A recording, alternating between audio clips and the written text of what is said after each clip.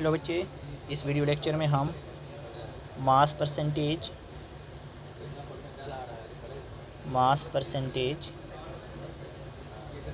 Stoichiometry and limiting reagent पढ़ेंगे।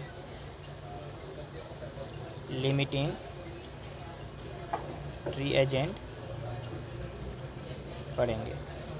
Okay, तो सबसे पहले mass percentage or percentage by mass क्या होता है, राइट। मास परसेंटेज क्या होता है, तो देखिए इसमें हमारे पास क्या है कि मास परसेंटेज क्या होता है कि किसी भी कंपाउंड के अंदर, ठीक है, किसी भी कंपाउंड के अंदर हमारे पास किसी भी सबस्टांस की, किसी भी एलिमेंट की क्या परसेंटेज है, उसे कहेंगे हम मास परसेंटेज। मतलब सिंपली फार्मूला क्या है, मास परसेंटेज कंपाउंड के अंदर जिस भी सबस्टेंस का पूछा जाए तो हम लिखेंगे मास ऑफ दैट सबस्टेंस अपान में total mass of compound, right, multiply करेंगे 100 से, राइट। फॉर एग्जांपल क्या है हमारे पास, जैसे कि हमारे पास क्वेश्चन है फाइंड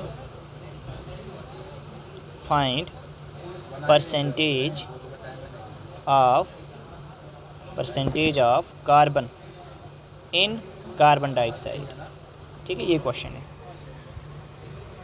और साथ में जो है हमें ये पता होना चाहिए कि कार्बन का एटॉमिक नंबर क्या है और एटॉमिक मास क्या है, ऑक्सीजन का एटॉमिक नंबर क्या है और एटॉमिक मास क्या है। अब देखिए, जब हम मास परसेंटेज जो है फाइंड करना चाहते हैं, तो कार्बन डाइऑक्साइड के अंदर हमें कार्बन का पूछा गया है, तो कार्बन का एटॉमिक मास 12 होता है। टोटल मास जो कार्बन डाइऑक्साइड का है वो हम मोलर मास से कैलकुलेट करेंगे। 12 आ गया इसका, प्लस 32 आ गया, क्योंकि एक कार्बन का 12 होता है तो 12 लिखा, और एक ऑक्सीजन का 16 है तो दो ऑक्सीजन का 32 हो जाएगा, और ये बन गया 44, राइट, 44।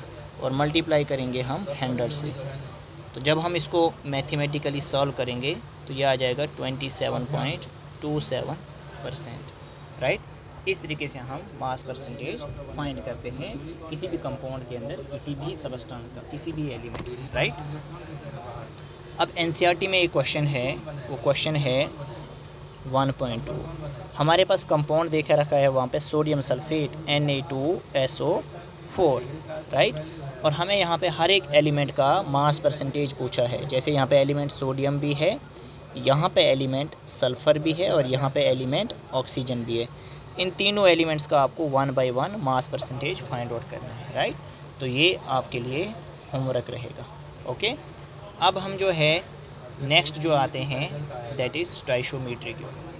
स्टोइशियोमेट्री जो वर्ड है, ठीक है, स्टोइशियोमेट्री जो वर्ड है, stoichiometry, this word is taken from Greek word, ठीक है, स्टोइशियोमियर।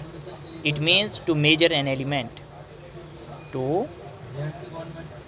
Major an element, right, to measure an element, right, stoichiometry. तो किसी एलिमेंट की मेजरमेंट। अब इसका हमें डेफिनेशन भी पूछा जा सकता है, राइट, कि व्हाट इज़ स्टोइशियोमेट्री। देखिए, स्टोइशियोमेट्री हमारे पास क्या हो सकता है, स्टोइशियोमेट्री हमारे पास एक रिलेशनशिप होता है। स्टोइशियोमेट्री, ठीक है, स्टोइशियोमेट्री का क्या डेफिनेशन है, यहाँ पे हम लिखते हैं stoichiometry, the quantitative relationship, the quantitative relationship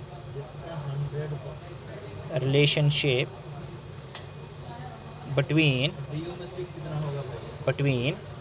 reactants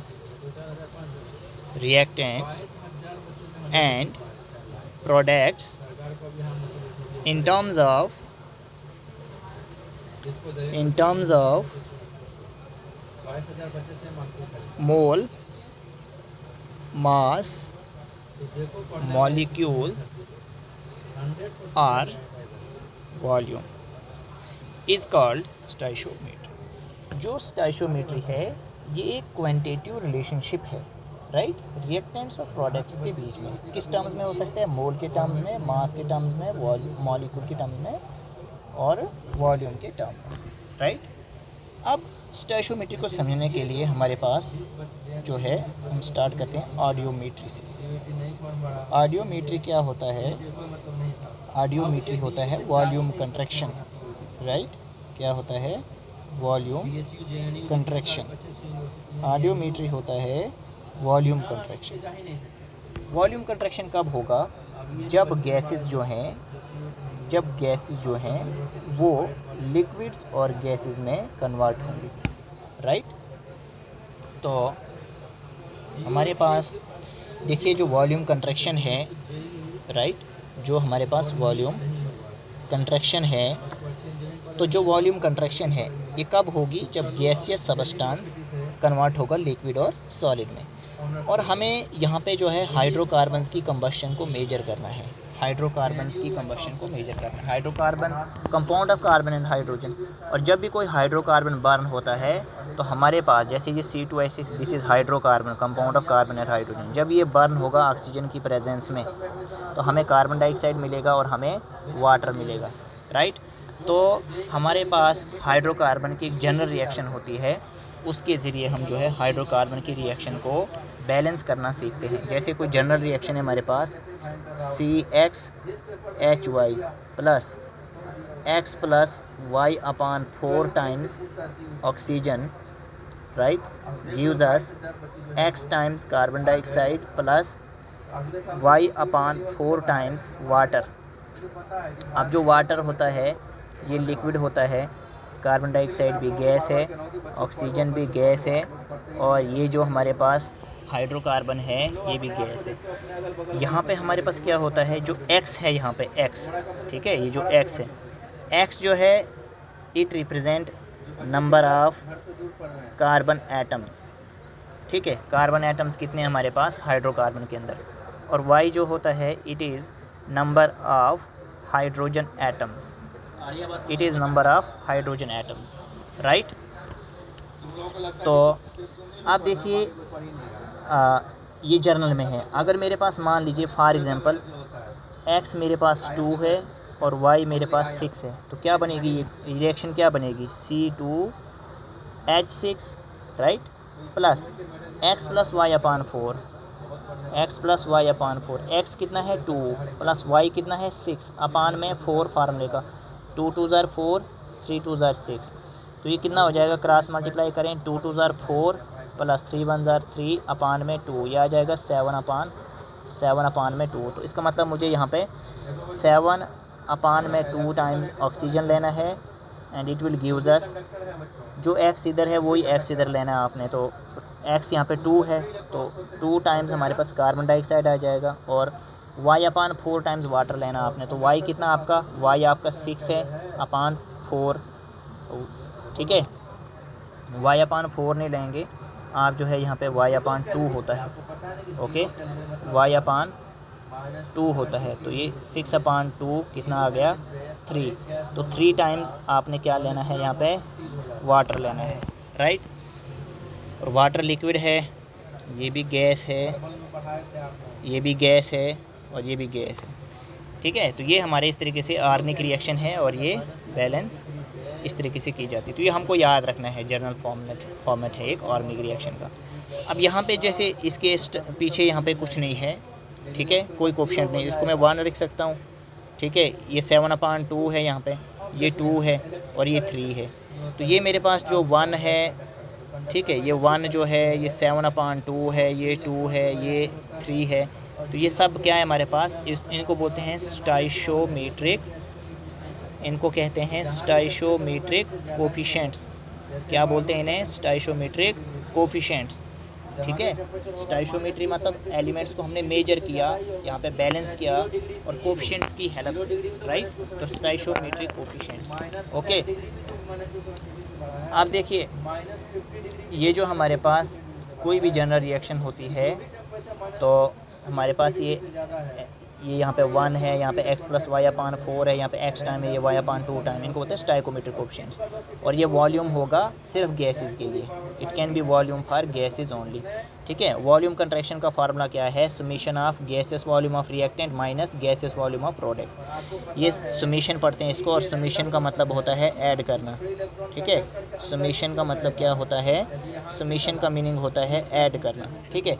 तो हमारे पास रिएक्टेंट्स का जो वॉल्यूम होगा, गैसेस रिएक्टेंट्स का जो वॉल्यूम होगा, उसमें से हम प्रोडक्ट माइनस करेंगे गैसेस प्रोडक्ट्स का वॉल्यूम, राइट। तो हमारे पास वॉल्यूम कंट्रैक्शन निकल के आता है। अब देखिए यहाँ पे एक क्वेश्चन है, find volume contraction, find volume contraction of the following reaction. ये रिएक्शन दिया हमारे पास C3H8 plus oxygen gives us carbon dioxide plus water. इसके अंदर हमको जो है वॉल्यूम कंट्रैक्शन फाइंड आउट करना है। तो देखिए यहाँ पे जो वॉल्यूम कंट्रैक्शन है वो किस तरीके से फाइंड होगा, ठीक है। रिएक्शन क्या है? रिएक्शन है C3H8 प्लस ऑक्सीजन, बर्न कर रहे हैं हम, ठीक है। और क्या मिलेगा? कार्बन डाइऑक्साइड मिलेगा और वाटर मिलेगा, ठीक है। ये गैस है, ऑक्सीजन गैस है और ये प्रोपेन गैस है। अब देखिए इसको बैलेंस करना है कि यहाँ पे क्या आएगा। तो आपके पास जो है x यहाँ पे 3 है और y आपके पास 8 है, तो यहाँ पे क्या होता है? x + y/4, right. x कितना है? 3 प्लस y कितना है? 8/4, 4 2 ज़ार 8, 3 + 2 कितना है? 5। तो यहाँ से पता चला कि हमने यहाँ पे जो है 5 टाइम्स ऑक्सीजन लेना है। अब मैंने कहा था जो x यहाँ पे होता है वही x इधर लेना है, तो यहाँ पे 3 है जैसे, तो यहाँ पे आपने 3 टाइम्स कार्बन डाइऑक्साइड लेना है। और वाटर के पीछे क्या होता है? वाटर के पीछे y/2 होता है।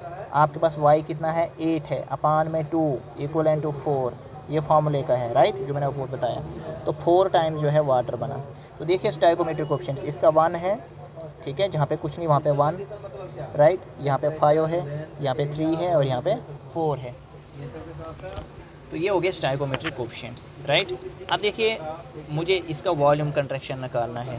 तो वॉल्यूम कंट्रैक्शन इक्वलेंट टू, देखिए सबसे पहले हमारे पास ये रिएक्टेंट्स हैं, तो ये जो स्टाइकोमेट्रिक कोफिशिएंट है इसको हम वॉल्यूम कह सकते हैं। तो ऑक्सीजन का वॉल्यूम यहाँ पे 5 है, प्लस क्योंकि समीशन होता है, प्रोपेन का वॉल्यूम यहाँ पे 1 है, ये हो गया ऐड। अब माइनस करना है, फार्मूले का माइनस है। ये प्रोडक्ट्स हैं, लिक्विड का तो हमको लेना ही नहीं है, हम गैस लेना है। तो कार्बन डाइऑक्साइड का वॉल्यूम 3 है, प्लस इसका 0 लेना है, राइट। ये कितना आ गया? 5 + 1 6 - 3 = 3। ये आ गया answer, volume contraction of this reaction, okay. तो अब जो हमारे पास स्टाइशोमेट्रिक कैलकुलेशंस हैं, राइट, स्टाइशोमेट्रिक कैलकुलेशंस। तो ये जो स्टाइकोमेट्रिक कैलकुलेशंस हैं ये वॉल्यूम की भी हो सकते हैं, वॉल्यूम मास रिलेशनशिप हो सकता है, volume relationship, mass relationship, volume mass relationship, मोल रिलेशनशिप हो सकता है। देखिए जर्नल में लिखिए reaction AX + BY gives us CZ + DW। तो ये जो हमारे पास A B C D हैं इनको बोलते हैं स्टाइशोमेट्रिक कोफिशिएंट्स। क्या बोलते हैं? Stoichiometric coefficients. It can be volume for gases only. और इसको मैं क्या रीड कर सकता हूँ, क्योंकि अगर ये वॉल्यूम होगा तो A litre of X react with B litre of Y gives us C litre of Z and D litre of W, right. इस तरीके से ये जो स्टाइशोमेट्रिक कोफिशिएंट्स हैं ये हम इन टर्म्स ऑफ मोल भी बता सकते हैं। जैसे मैं बोलूँगा A mole of X react with B mole of Y gives us C mole of Z and D mole of W, right। इसको मैं in terms of molecule भी बता सकता हूँ। मैं बोलूँगा A molecule of X react with B molecule of Y gives us C molecule of Z and D molecule of W। तो मैं ऐसे इसका मीनिंग ये हो सकता है, ठीक है ना, जिस टर्म्स में हमने इसको रिलेशन देना हो, जिस टर्म में हमने इसको डिफ़ाइन करना हो, ओके। अब देखिए अगर हमारे पास किसी भी एक सबस्टेंस की वैल्यू दी होगी, राइट, किसी भी एक सबस्टेंस की वैल्यू दी होगी तो दूसरे सबस्टेंस की हम फाइंड कर सकते हैं, राइट। तो सबसे पहले जब भी आपने जो है स्टोइचियोमेट्री के ऊपर जो है क्वेश्चन सॉल्व करना है, तो सबसे पहले आपने find number of moles of substance given, जो भी सबस्टेंस गिवन है उसके आपने मोल्स फाइंड करने हैं, पहला स्टेप। दूसरा स्टेप क्या है, आपने जो भी इंफॉर्मेशन दी है उसकी आपने केमिकल इक्वेशन लिखनी है और उसको बैलेंस करना है, ठीक है। फिर आपने स्टोइचियोमेट्रिक कोएफिशिएंट्स जो होते हैं बैलेंस करके जो इक्वेशन आती है वो स्टोइचियोमेट्रिक कोएफिशिएंट्स आपने कंपेयर करने हैं, राइट। बस इतना सा आपने ये लर्न रखना है यहाँ तक। फिर 1 मोल ऑफ मास का मतलब हो गया मोलर मास, ठीक है। 1 मोल ऑफ मास का मतलब हो गया molar mass. 1 mole of gas eight STP, ठीक है ना। STP या NTP यहाँ पे एक ही बात है, ठीक है ना। NTP ले लो, right. 1 mole of gas at NTP तो कितना होगा 22.4 लीटर, राइट। और 1 मोल हैज़ मॉलिक्यूल, 1 मोल के अंदर कितने मॉलिक्यूल होंगे, Na मॉलिक्यूल्स होंगे। ये कुछ इन्फॉर्मेशन है इसे।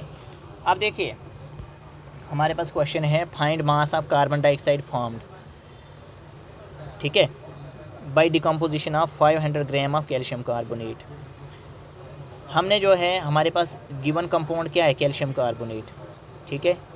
कैल्शियम कार्बोनेट इसका मास दिया हुआ है, तो हमने बोलना है फिर कैल्शियम कार्बोनेट जब डिकम्पोज होता है, टूटता है, तो इससे कितना कार्बन डाइऑक्साइड प्रोड्यूस होता है उसका मास बताना हमको। तो देखिए सबसे पहले जो भी सबस्टेंस गिवन हो, ठीक है, कैल्शियम कार्बोनेट गिवन है, तो इसके आप नंबर ऑफ़ मोल्स निकालिए, ठीक है। पहला स्टेप यही था, नंबर ऑफ़ मोल्स निकालिए। तो गिवन मास कितना है 500 ग्राम, ठीक है, वो लिखा। अपान में मोलर मास लिखना होता है, तो कैल्शियम कार्बोनेट का जब हम मोलर मास निकालते हैं वो 100 ग्राम आता है, तो 500 अपान 100 ये 5 मोल्स आ गया। तो पहला स्टेप हमने सॉल्व कर लिया, ठीक है, पहला स्टेप हमने सॉल्व कर लिया। दूसरा स्टेप क्या है, आपने इक्वेशन लिखनी है। डिकम्पोज हो रहा है कैल्शियम कार्बोनेट, CaCO3, डिकम्पोज होना मतलब टूटना, ठीक है, हीट देके। तो क्या बनेगा, कैल्शियम ऑक्साइड बनता है प्लस कार्बन डाइऑक्साइड बनता है। इसका मास हमसे पूछा जा रहा है कार्बन डाइऑक्साइड का, राइट। तो यह हमने रिएक्शन लिखी calcium oxide plus carbon dioxide. जब इसको हम बैलेंस करते हैं तो यहाँ पे भी 1 आता है, यहाँ पे भी 1 आता है और यहाँ पे भी 1 आता है। ये स्टोइचियोमेट्रिक कोएफिशिएंट्स हैं। अब जब बैलेंस भी कर लिया हमने, तो अब स्टोइचियोमेट्रिक कोएफिशिएंट को कंपेयर करो। देखिए 1 mole in terms of mole express करूँगा मैं, ठीक है। 1 mole of calcium carbonate gives us 1 mole of carbon dioxide, ठीक है। 1 मोल कैल्शियम कार्बोनेट हमको 1 मोल कार्बन डाइऑक्साइड देता है, तो हमारे पास तो 5 मोल आए, ठीक है। तो 5 मोल जो कैल्शियम कार्बोनेट के हैं वो हमको कितने मोल देंगे कार्बन डाइऑक्साइड के, 5 मोल देंगे। अगर एक जो है 1 देता है तो 5 जो है 5 देते हैं। तो ये हमने कंपेयर किया थर्ड स्टेप। अब हमको मोल नहीं पूछा है, जब हमें मोल का पता चल जाता है तो अब हम मोल को मास में कन्वर्ट कर सकते हैं। अगर 1 मोल कार्बन डाइऑक्साइड, ठीक है ना, कार्बन डाइऑक्साइड का जब आप मास निकालेंगे वो 44 ग्राम आता है और 1 मोल का जो है 44 ग्राम आता है।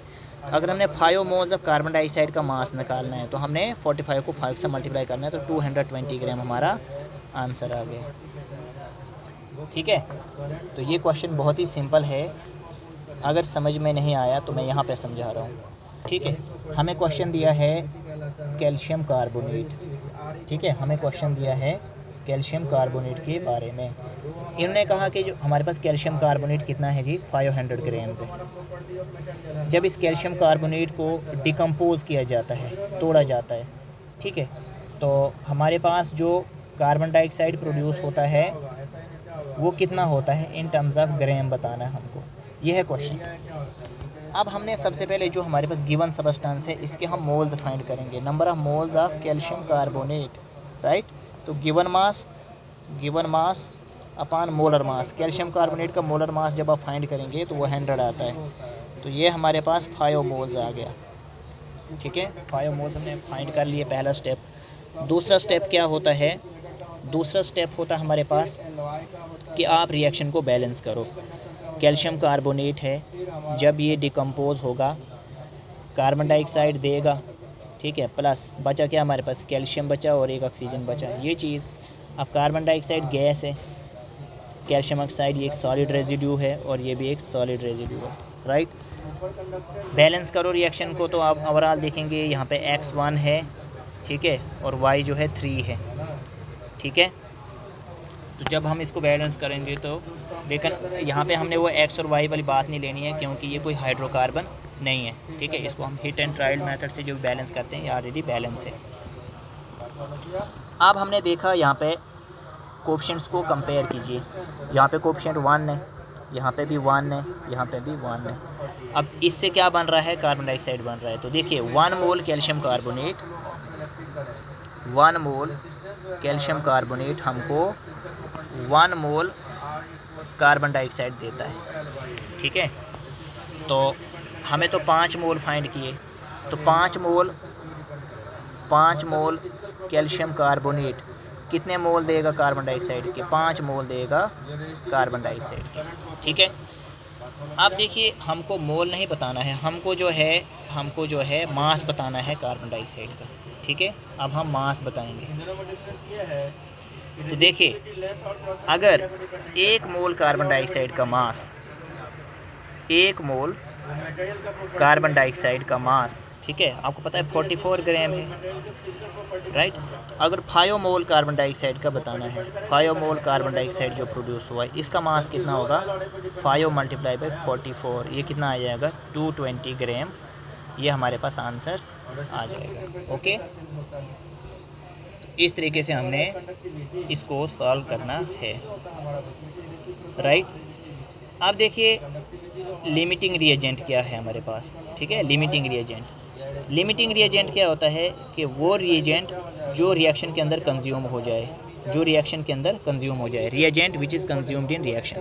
और जितनी भी कैलकुलेशंस हैं हमारे पास स्टोइचियोमेट्री में वो हमने लिमिटिंग रिएजेंट के अकॉर्डिंग कैलकुलेट करनी है। अब लिमिटिंग रिएजेंट का फॉर्मूला क्या होता है, number of moles of reactant given in reaction. ध्यान से सुनिएगा, लिमिटिंग रिएजेंट का फॉर्मूला होता है number of moles of reactant given in a reaction upon stoichiometric coefficient of that reactant. जिस भी रिएक्टेंट की बात हो रही है, जिस भी रिएक्टेंट का आपने लिमिटिंग रिएजेंट निकालना है, उस रिएक्टेंट का आपने नंबर ऑफ मोल लेना है डिवाइड बाय उस रिएक्टेंट का आपने कोएफिशिएंट लेना है, ठीक है। तो लोवेस्ट वैल्यू जो आएगी वही हमारा लिमिटिंग रिएजेंट होगा। एक क्वेश्चन है यहाँ पे, इफ़ 5 मोल हाइड्रोजन रिएक्ट कर रहा है 6 मोल नाइट्रोजन के साथ और एमोनिया बना रहा है, तो आप लिमिटिंग रिएजेंट निकालिए, ठीक है। तो देखिए ये क्वेश्चन जो है हम आपको यहाँ समझाते हैं, राइट। कह रहा है, क्वेश्चन है कि if 5 mole of hydrogen react with 6 mole of nitrogen to form ammonia gas, ठीक है। फाइंड लिमिटिंग रिएजेंट, आर लिखने में लिमिटिंग रिएजेंट फाइंड आउट कीजिए। तो देखिए क्वेश्चन क्या है हमारे पास, सबसे पहले हमें रिएक्शन लिखनी है। हाइड्रोजन रिएक्ट कर रहा है नाइट्रोजन के साथ और हमारे पास एमोनिया बनेगा। ये कोई हाइड्रोकार्बन की रिएक्शन नहीं है, बैलेंस कीजिए। यहाँ पे ये फार्मूला है हमारा कंपाउंड का, ये चेंज नहीं होना चाहिए, ठीक है। बैलेंस करेंगे, यहाँ पे नाइट्रोजन 2 हैं तो यहाँ पे एक ही है, तो यहाँ पे आप 2 लगा दो, 2 नाइट्रोजन बने, हाइड्रोजन 3 2 ज़र 6 हाइड्रोजन बने। यहाँ पे क्या आ जाएगा, 3 आ जाएगा, ठीक है। यहाँ पे क्या आ जाएगा, 3 आए, तो 3 time H2 plus N2 gives us ammonia, 2 times ammonia. अब देखिए लिमिटिंग रिएजेंट हमने फाइंड करना है कि ये है कि ये है, रिएजेंट मतलब रिएक्टेंट वाली साइड, ये है कि ये है लिमिटिंग रिएजेंट। तो लिमिटिंग रिएजेंट हम चेक करेंगे हाइड्रोजन के लिए। तो हमने देखिए हाइड्रोजन की बात हो रही है, तो हाइड्रोजन के नंबर ऑफ़ मोल्स कितने हैं, हम इन टर्म्स ऑफ मोल बात करेंगे, ठीक है, इन टर्म्स ऑफ मोल बात करेंगे। तो देखिए हाइड्रोजन के मोल कितने हैं, 5, तो ऊपर मैं 5 लिखूँगा अपान फार्मूला जो मैंने आपको अभी बताया, ठीक है। जिसकी भी बात करेंगे उसके मोल ऊपर लिखे जाएंगे, ठीक है, उसके मोल ऊपर लिखे जाएंगे, number of mole of reactant given in reaction, और नीचे उसी रिएक्टेंट का स्टोइचियोमेट्रिक कोएफिशिएंट। अब देखिए हमारे पास क्या है कि इसके मोल्स कितने दिए हैं, क्वेश्चन में 5 दिए हैं, और इसका स्टोइचियोमेट्रिक कोएफिशिएंट कितना है, 3 है। तो 5/3 जो है डिवाइड करके हमारे पास कितना आता है, 5/3 जो है 1.7, राइट। तो ठीक है, ये 1.7 आया। ऐसे ही अब हम लिमिटिंग रिएजेंट फाइंड करेंगे नाइट्रोजन के लिए। तो नाइट्रोजन के कितने मोल दिए हैं, क्वेश्चन में 6 मोल दिए हैं, ठीक है। डिवाइड बाई टोटल इसका कोएफिशिएंट कितना दिया है, यहाँ पे इसका कोएफिशिएंट 1 है ही नहीं कुछ, तो 1 है, ठीक है। तो 1 इक्वल टू 6। तो कम वैल्यू किसकी आई, कम वैल्यू जो है इसकी आई, तो हाइड्रोजन हमारा लिमिटिंग रिएजेंट होगा। ठीक है, लिमिटिंग रिएजेंट जो है वो हमारा हाइड्रोजन है और जो रिएक्शन है वो हाइड्रोजन के अकॉर्डिंग होगी। राइट, जो रिएक्शन है वो हाइड्रोजन के अकॉर्डिंग होगी। इस तरीके से जो है ये लिमिटिंग रिएजेंट का कंसेप्ट है। राइट, अब देखिए नेक्स्ट क्वेश्चन जो है मैं यहाँ पे ये वाला डिस्कस करता हूँ। कोई भी जनरल में रिएक्शन है 2p + Q। ठीक है, रिएक्शन है 2p + Q, इसे मैं रब कर लेता हूँ। देखिए रिएक्शन है 2p + Q gives us R। ठीक है, और 8 मोल जो हैं वो P के दिए हुए हैं। ठीक है, 8 मोल जो है वो P के दिए हुए हैं और 5 मोल Q के दिए हुए हैं। तो R के कितने मोल प्रोड्यूस होंगे? ठीक है ना, R के कितने मोल प्रोड्यूस होंगे वो हमसे क्वेश्चन पूछा गया है। अब देखिए ये रिएक्शन है।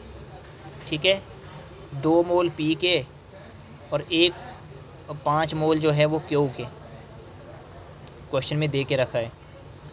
ठीक है, और ये हमारी रिएक्शन है 2p + Q gives us R। और P के जो हैं वो 5 मोल दे के रखे हैं। P के जो है वो 8 मोल हैं क्वेश्चन में। P के जो है वो 8 मोल दे के रखें और Q के जो हैं वो 5 मोल दे के रखें। तो हमारे पास जो R है ये कितना प्रोड्यूस होगा? तो सबसे पहले आप R जो प्रोड्यूस होगा वो P के तहत होगा कि Q के तहत होगा। तो लिमिटिंग रिएजेंट फाइंड करते हैं। लिमिटिंग रिएजेंट पहले P का पता लगाइए। तो देखिए नंबर ऑफ मोल P के कितने हैं? P के हमारे पास नंबर ऑफ मोल 8 है, डिवाइड बाई इसका स्टोइचियोमेट्रिक कोएफिशिएंट 2 है, तो कितने आ गया? 4 आ गया है आंसर। लिमिटिंग रिएजेंट आप Q के लिए फाइंड कीजिए। तो Q के कितने मोल हैं? 5। इसका कोएफिशिएंट कितना है? 1। कितना आ गया? 5। तो लिमिटिंग रिएजेंट क्या आया? लिमिटिंग रिएजेंट हमारा P आया। P जो है लिमिटिंग रिएजेंट आ गया। रिएक्शन R जो है वो P के अकॉर्डिंग बनेगा। ठीक है, तो 2p जो है वो 1 R दे रहा है। ठीक है ना, तो इसका मीनिंग जो है हम ऐसे एक्सप्रेस कर सकते हैं कि 2 मोल P जो है, ठीक है, 2 मोल P जो है, यहाँ पे मैं इसे रब करता हूँ।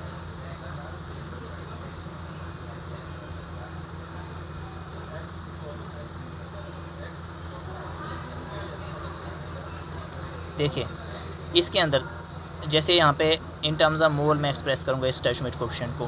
2 मोल P जो है वो 1 मोल R दे रहा है।